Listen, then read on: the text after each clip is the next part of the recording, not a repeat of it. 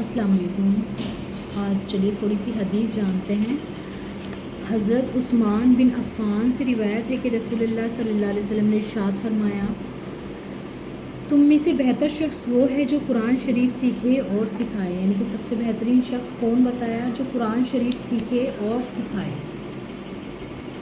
یعنی کہ خود بھی سیکھے، لوگوں کو بھی اس کی تعلیم دے، یعنی کہ بس پڑھ لیا اور اپنے آپ تک رکھا اور لوگوں تک کو سکھائے، تو وہ سب سے بہترین شخص ہے۔ حضرت بریدہ علمی رضی اللہ عنہ روایت کرتے ہیں کہ رسول اللہ صلی اللہ علیہ وسلم نے ارشاد فرمایا، جو شخص قرآن شریف پڑھے، اسے سیکھے اور اس پر عمل کرے، اس کو قیامت کے دن تاج پہنایا جائے گا جو نور کا بنا ہوگا، اس کی روشنی سورج کی روشنی کی طرح ہوگی۔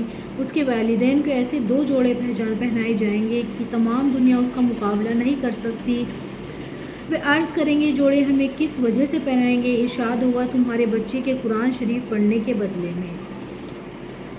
یعنی کہ جو والدین، کیونکہ والدین کی بھی محنت ہوتی ہے اپنے بچوں کو قرآن پڑھانے میں، ان کا بھی ٹائم لگتا ہے، ان کو بھی محنت کرنی ہوتی ہے، تو اللہ پاک ان کو بھی اجر دیں گے اور بچوں کو تو ملے گا ہی،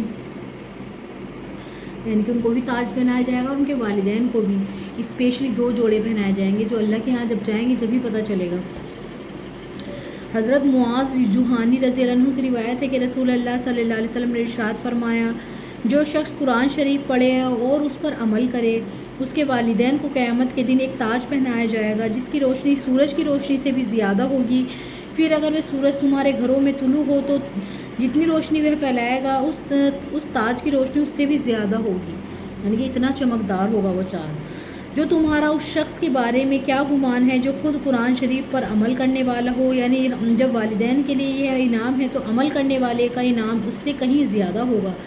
کہ ابو داؤد کی حدیث ہے، یعنی کہ جب والدین کو اللہ پاک اتنا انعام دے رہے ہیں تو بچے کو کیا دے گا اللہ پاک؟ خود سوچئے، اتنی روشنی ہوگی کہ پورا گھر روشن ہو جائے گا، تو اللہ پاک ان بچوں کو کیا دے گا؟ وہ تو اللہ عالم کیا دے گا، اس سے کہیں زیادہ بہتر ہوگا وہ۔ حضرت عبداللہ بن عمر بن عاص سے روایت ہے کہ رسول اللہ صلی اللہ علیہ وسلم نے ارشاد فرمایا، جس شخص کے کلام اللہ شریف پڑھا، اس نے علماء نبوت کو اپنی پسلیوں کے درمیان لے لیا، وہ اس کی طرف ویسے نہیں بھیجی جاتی۔ قرآن کے حافظ کے لیے مناسب نہیں کہ غصہ کرنے والوں کے ساتھ غصے سے پیش آئے یا جاہلانہ سلوک کرنے والوں کے ساتھ جہالت کا سلوک کرے، جبکہ وہ اپنے اندر اللہ تعالیٰ کا کلام لیے ہوئے ہیں۔ یعنی کہ پھر اس کو جائز نہیں ہے کہ وہ کوئی بدتمیز سے منہ لگ رہا ہے تو وہ بھی ان کے ساتھ بدتمیزی کرے، کیونکہ اس نے کیا کر رکھا ہے؟ قرآن کا علم جو ہے اپنے اندر لے رکھا ہے، وہ حافظ ہیں۔ اور پتہ ہے بہت زیادہ جب ہم دین کو سیکھ لیتے ہیں نا تو ہمیں بہت زیادہ کیئرفلی چلنے کی ضرورت ہوتی ہے، ورنہ لوگ باگ کہیں گے کہ یہ ایسا کام کر رکھا ہے، اس پہ تو کچھ ہمیں چینج نظر نہیں آتے۔ تو اس لیے جب ہم قرآن پڑھتے ہیں اور حفظ کرتے ہیں خاص طور سے، اور بھی کچھ کرتے ہیں، تو ہمیں اپنے اندر بھی چینجز لانے ہوتے ہیں بہت زیادہ، ورنہ پھر جو ہے سب سے پہلے انگلی اپنے اوپر ہی اٹھتی ہے۔